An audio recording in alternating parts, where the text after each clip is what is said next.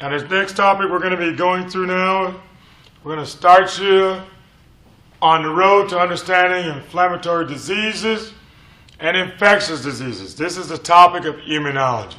This is very exciting.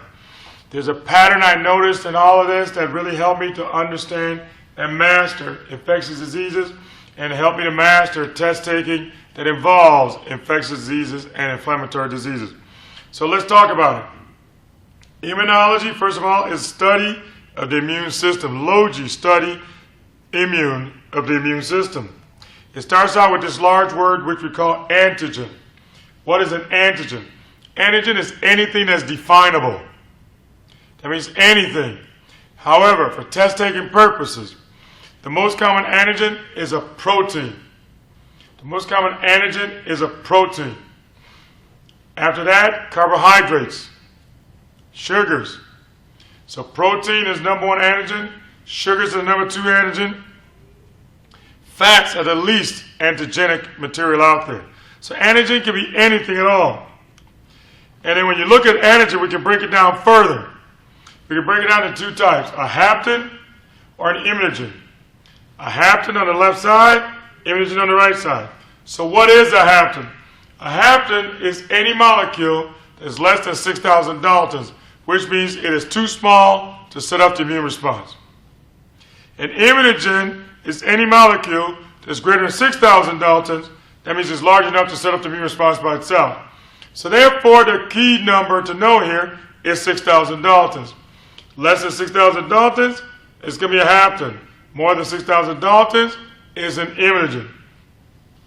Well, size may not be the most important issue.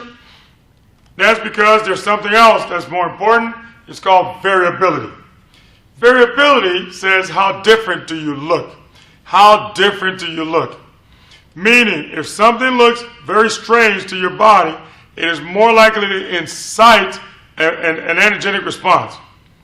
So that means the most important factor that determines immunogenicity is variability.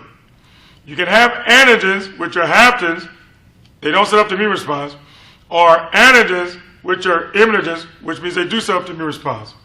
Let me give you, for example, most viruses are haptens, which means what? They are too small to set up the immune response by themselves. So that means if I were to tell you that a virus makes you sick, it means that a virus did set up the immune response. Now, how did that virus set up the immune response? It means it did it by way of variability. That means that virus looks very different to your body. So on any given day, because viruses are haptens, on any given day, 95% of people have CMV floating through their bloodstream and don't know it, and they're not even symptomatic. Whereas 70% of people have EBV floating through their bloodstream, and they don't know it, and they're not symptomatic either. That's because, again, most viruses are haptens. This is also the reason why the majority of viral infections, over 90% of viral infections, don't cause enough harm for us to worry about it. That means they just run their course, they go away, and the body gets over it. If you look at it from the pharmaceutical standpoint, this is why we don't really have that many antiviral drugs. Why is that? Because for a drug company to make a drug that costs $150 to, let's say, $200 million to develop, and that's only going to help 1%, 2% of people, that's not much of a market to make money off of. That's why you see antiviral drugs have been developed only for the most common viruses where the patient is symptomatic and the drug company can reap a profit. So once again, the majority of viruses are not symptomatic for the patient because they're haptens. The ones who are symptomatic, they have to be highly variable. So if you take influenza A, why do you think they want you to know about genetic drift and genetic shift? Which means that they change a little bit every year. That's variability. They change a whole lot every 5 to 7 years. That's a whole lot of variability. What about the H1N1 antigen? Those, again, are antigens that define variability. What about like HIV? When somebody gets infected with HIV, why do you think they remain asymptomatic for many years? That's because the virus has no variability initially. However, HIV, by some estimates, mutates up to 2 million times a day. Notice then after a few years, because the variability is so high, that means that virus now has high immunogenicity, which is why now the patient is symptomatic. And notice how ill they become. So in summary, variability is the number one factor that determines immunogenicity. So that means when we're talking about viruses, when we get to that point, listen carefully. The ones who make you ill have to have something that makes them variable. So now we're going to look at the difference between a hapten and an antigen. So if you're a hapten and you're too small to set up the immune response, then how does the body know that you're even here? It is called the carrier effect. This is what macrophages do for a living. Macrophages will actually process the hapten and then present it to your immune system, making themselves look foreign, which means a macrophage will present the hapten on its MHC2 complex. Just think of this two fingers as the MHC2 complex. Now the hapten is sitting right on top of it like this, which means now your body thinks that all of this is foreign. That means me, the macrophage, along with this foreign antigen. So that means if the hapten is, let's say, 5,000 Daltons, your macrophage may be 50,000 Daltons. Your body actually sees 55,000 Daltons. So macrophages enhance the immunogenicity of a hapten. So how do they do that? Step one. These are steps you must master about how macrophages process antigens. We're going to go through it several times. What do macrophages do? Number one, they're going to ingest the pathogen or the protein or the antigen, let's say. Number two, the lysosomes, they wrap around the antigen and digest it. So that's called phagosome formation.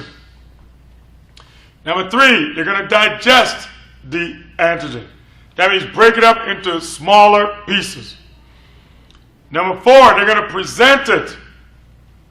Where are they going to present it? Number five, on the MHC2 complex. Remember, MHC2 is for processing foreign antigens. MHC1, self.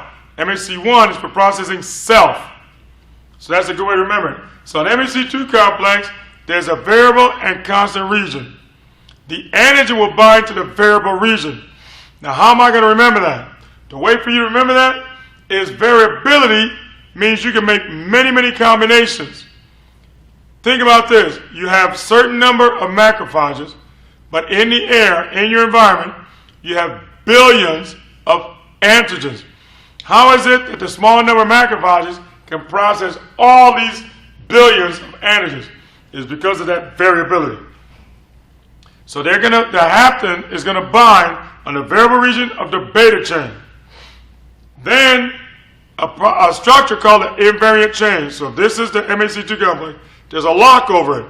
This is called the invariant chain. Once the invariant chain is removed, then interleukin-1 is released. In other words, interleukin-1 is the first interleukin released during the processing of an antigen. Interleukin-1 is made only by the macrophages. Well, when we as physicians understood this carrier effect, somebody used this information in the formation of vaccines. Vaccines are a form of primary prevention. Meaning if I can vaccinate you against an illness, then you won't even get it the first time. So let's look at that. It starts out with when you were born. There's two types of immunity.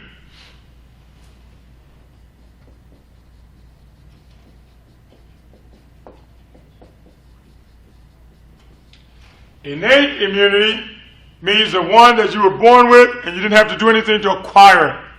Much like your skin. Your skin is almost impenetrable to most pathogens. That's innate immunity. On the surface of your skin are billions of small microbes who protect your skin. That is also innate. You didn't have to do anything to acquire it. Salivary IgA or lysozyme, that's innate. You didn't have to do anything to acquire it. So these are some of the things that you were born with, but it helps to protect you from germs. The stomach pH, which digests almost every germ that comes in there, that's innate immunity. You didn't have to do anything to get it. The bladder pH, which also denatures the majority of pathogens, you didn't have to do anything to get it. That is innate immunity. Well, after innate immunity, then the rest is acquired.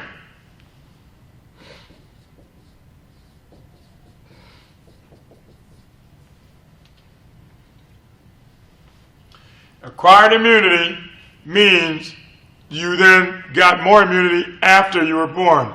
There's two types of acquired immunity. It could be active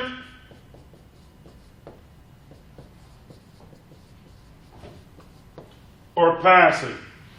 Active immunity is best if you got the infection. Active immunity is best if you got the infection. Now, this is why, let's say when children come down with chickenpox, one child in the neighborhood comes down with chickenpox, they'll have a chickenpox party, which means other children in the neighborhood will be invited over. That way all the children will get chickenpox at the same time.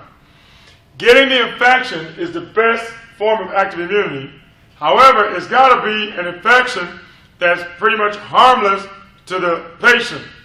Because if an infection is deadly, then you don't want them to go through it. If you don't want them to go through it, then what you do is vaccinate them.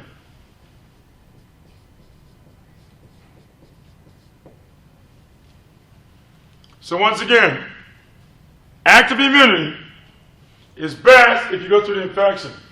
The reason is you get the best, strongest, and long-lasting immunity if your body has gone through the infection. That's why it's rare to get the same infection twice. However, if the disease is deadly or very harmful, then we really don't want somebody to go through it. We don't want the child to go through it. Therefore, we'd rather vaccinate against it. Now, when we vaccinate, what are we trying to do? We're trying to induce immunity. What kind of immunity are we trying to induce? We're trying to induce primarily antibody response to this pathogen. Why the antibody?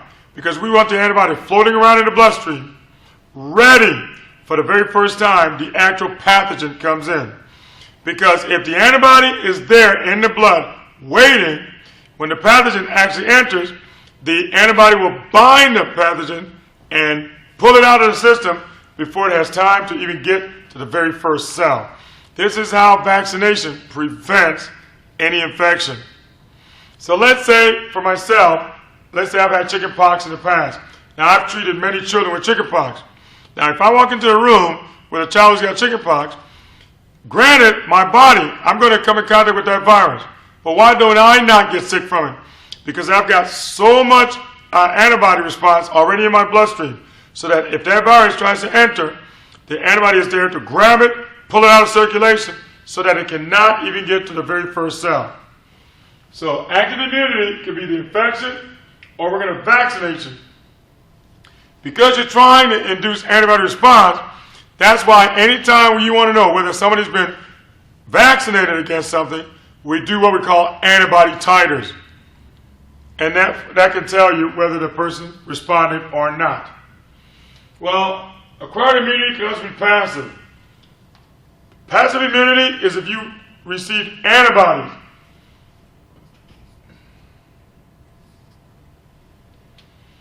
You receive immunoglobulins. Passive immunity says you receive immunoglobulins. Let's say you're traveling overseas where hepatitis A is endemic. What do? Get a hepatitis A immunoglobulin. When you start in medical school, you're going to be in an environment where there's a lot of hepatitis B. You receive hepatitis B immunoglobulin. A child who's been exposed to varicella infection, we might give them varicella immunoglobulin. Or somebody who's immunocompromised who got exposed to varicella immunoglobulin. Or a good example is a mother who transfers IgG to her newborn. That is passive immunity. Now, because passive immunity involves immunoglobulins, immunoglobulins are proteins, and proteins are the most immunogenic material. That's why they cannot last for very long. The best protection from passive immunity, it lasts for approximately 2 months. So think about this, a good way to remember it. A mom transfers IgG to her newborn. How long is that baby going to have excellent protection? Approximately 2 months. That's why the baby gets his vaccinations starting at 2 months.